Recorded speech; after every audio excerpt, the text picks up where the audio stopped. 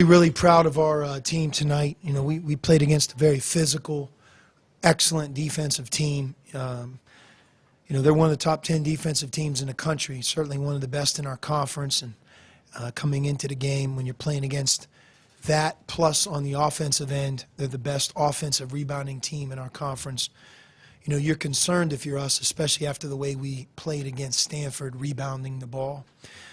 Stanford, by the way, was the 10th best offensive rebounding team that we in the Pac-12, and they had almost 20 second chance points against us.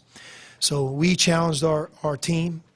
It wasn't just our big guys; it was everybody. And you know, for us to have the difference of a 32-24 rebounding edge, you know, they had 4 second shots. I think 2 of them happened at the beginning of the second half, but that's why we won the game. And you know, we didn't play great offense. Some of it was us, but some of it was we're playing against an excellent defensive team. And the 9 turnovers in one half, the second half, you know, put a lot of pressure on our offense. In the first half, we had 1 turnover. But we'll take it. I'd rather have some turnovers and have a hard time scoring, but know that our team is playing together with incredible effort. And nobody can question that tonight, including myself. And it's great to see our team rise to the challenge in a big night, in a big moment against a good team. Coach, can you speak to Chance Comanche's individual performance against Ivan Rabb and just on defense overall? Well, Chance is improving. You know, he had 4 second shots. The one flurry he had in the second half, I think, really shows his talent. But he's been coming on for a long time. I mean, he's a very, very valuable player on our team. And, you know, up at Cal, he was a big reason we won. If you remember, he had a big 3-point play on the left block. So, you know, he can score, Duson can score, and those 2 guys together are really giving us some great minutes right now. How do you characterize Lowry's evening? He had a tough night. Thought he competed, though. Played really hard. But, you know, we have to find a way to help him out on offense. And I think in some cases, you know, he has to do it as well. But, you know, it's hard. He got 2 quick fouls in the first half, so he barely played in one half. If you've played the game, it's very difficult to put that behind you and all of a sudden come out in the second half and play great. I mean, Ivan Rabb was in the same situation, and, you know, he couldn't get going as well. But for us to have both Alonzo and Lowry play the way they played, be in foul trouble the way they were, and still come out on top against Cal, you know, I'll certainly take it. What do you think about the defense? Do you feel like it made a jump after the other night? What do you think? Yeah, but I just didn't know if it met what you were talking, because you were pretty upset. Well, I'm going to go through the numbers for you here. They scored 57 points. Let's start there. They had 11 turnovers. They shot 43% from the field, 31% from 3, shot only 12 free throws against you know, what I think is one of the best front court players in the country, Ivan Rabb. We did an excellent job with our post trap, with our defense, our effort level, our defensive rebounding. We gave Cal 4 second shots. So, of course, I'm very, very happy with our defense. And like I said initially, our players responded. And we did a really good job. Our defense was terrific. Our defensive rebounding was terrific. And, of course, we had a few breakdowns. But one of the things that happened in this game is Jabari Bird was outstanding. He made contested shots. He made big threes at the beginning. He made a big 3 at the end. And it wasn't because of lack of effort. It was because he's a really good player. Your thoughts on Duson in the first half? He carried you offensively with the absence of Laurie. You know, Duson, again, he had 0 turnovers as well, and 13 shots, 6 for 13. He can score in the low post about as well as any player in the country. And, you know, he's really starting to be more at ease with that 15-foot jump shot, which helps our team. Same with Chance. You know, Chance and him both are starting to take that 12 to 15-foot jumper, which I think opens it up for us, especially against a team like them. You filled in for Laurie, obviously, offensively. Kobe filled in for Alonzo as well. I mean, you had places to go other than those 2. Kobe, this is one of the best games that he played, and that's a real credit to him. We needed him tonight, and he delivered. 3 assists, no turnovers. He was confident against the zone in the first half, and that's something we've been talking to him about, and he made big plays. His drive in the second half, if you score on Cal, you're a really good player. I have the utmost respect for their defense. They're organized, they're tough, they're big and physical. It's difficult to score on them. It really is. Is this as physical a game as you guys have played all season? It is, and we've talked after the game. If you can rise up to the challenge that was presented here tonight, then you can't drop your effort level when maybe the physical challenge isn't as imposing. And we've done that a little bit. And so I think it's lesson learned for us. We showed we can do it, and now we have to build on it. On one hand, some of the players might be a little bit inconsistent offensively, but on the other, it seems like you've got 7 guys who on any given night can score 15 points. Which way do you look at it? Yeah, the second way. And, we had some turnovers that are head scratchers in the second half. We really did. As much as I like to give Cal great credit, we tried to force things early in the second half that weren't there. And, again, when you do that against a good defensive team, it's not going to work. But they were bouncing back and forth between zone and man, pressing, dropping man, pressing, dropping zone. And they're physical, and they're a tough-minded group. So. But the 9 turnovers in the second half, that's the one thing. If we would have done a better job there, we wouldn't have scored 62. We'd have scored maybe closer to 70. And against Cal, they I think, give up 62 a game. Score 70 on them, you're doing a great job. Coach, what kind of spark did Cody bring off the bench, and what have you seen out of him as Pac-12 play has progressed? Well, Kobe's one of the best freshmen in the country. We certainly would not have the record if we didn't have him on our team. Whether he starts or comes off the bench, his role really doesn't change. It's just a matter of young players continuing to grow, him being more comfortable against the zone, which I think he's really starting to become comfortable against the zone, which is great. Defensively, being responsible, guarding great shooters and quick guys off the dribble, and I think he has continually improved. But his attitude has been great. When you take a young guy like him and ask him now to come off the bench when he started for almost 19 games, you hope it works. You hope he takes it well, but it doesn't always happen. But his attitude has been great. He waits for his opportunity, and tonight he was probably the player of the game on our end.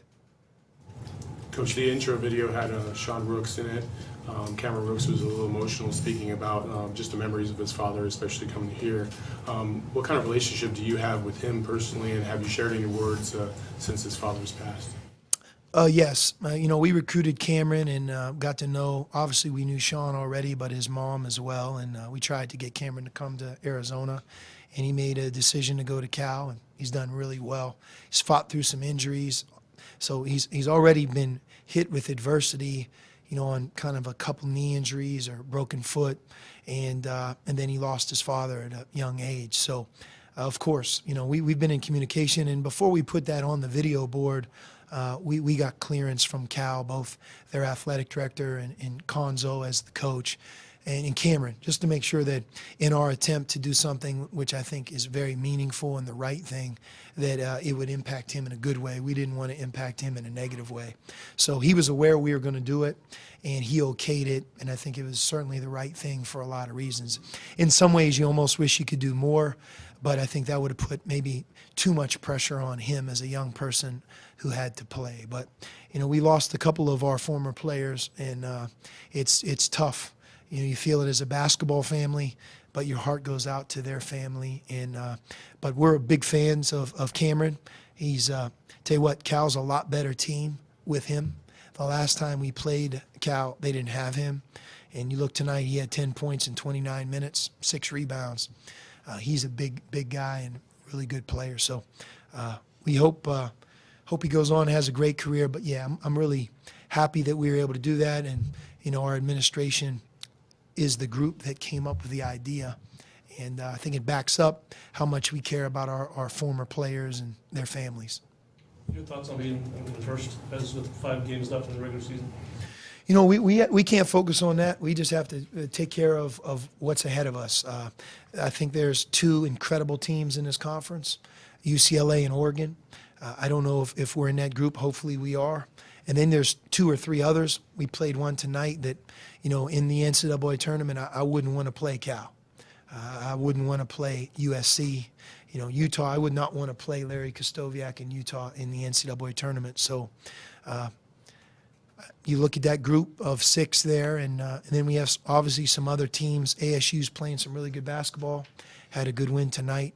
But it's about our process of the next 5 days. We have a tough trip all the way up to the Pacific Northwest, and we got Washington State first, and then Washington, and we just kind of have to take not one game at a time, but it's about tonight and tomorrow, and we've done a really good job. If you were with us the last 3 days, we worked really hard. Our players worked really hard. We were focused coming into this game, and we need a break right now. We need a couple days off. Did you watch that bracket preview show this morning, and what are your thoughts on the NCAA just doing that and giving out the first 16 teams? I think it's a great idea. It promotes more interest in the tournament. It also holds everybody accountable. If you're whatever seed that's announced today, certainly there has to be an explanation of why you went up or down or whatever. So I think it's really, really good. And Jerry Palm's great. I love listening to him because he has some real substance behind what he says. And, we invited him this past spring to the Pac-12 conference meetings, and he addressed our coaches. And his insight on the tournament scheduling was invaluable. So it was great to hear him as well. But that's today. Tonight it's already changed, and it'll continue to change every day moving forward. But, I'm glad we were on the TV. I think it's a good testament for our program that one of the 16 teams, you saw Arizona up there, so we'll take it. Your thoughts on where they put you, though? I'm just glad I saw Arizona. I mean, there's so many good teams out there that just to be one of the 16 is good on February whatever.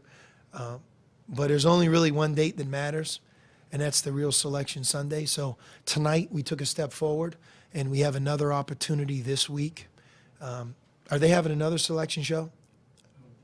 The next one's the real one? Okay. But it's a good step in the right direction. They did have you slightly below Oregon, even though your game ahead of them in the standings. I mean, do you feel like you needed, I mean, were you at the Oregon game? I'm surprised they put us on the TV, period. I mean, they beat us so bad. That was why. I mean, it was head-to-head. And that's a great reason. We talk about it's not what you say, it's what you do. That's what they did. I was there. What kind of insight did Palm give you guys? The importance of non-conference scheduling, to be a united group and have a real method to what we all do, the consequences of non-conference scheduling that can impact potential bids. The wins, the quality wins you bring to the table, avoiding the RPI 300 plus.